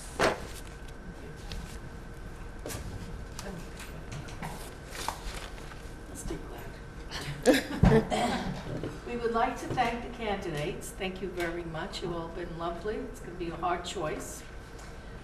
And thank Mrs. Belak and Ms. Evangelista and all who participated this evening.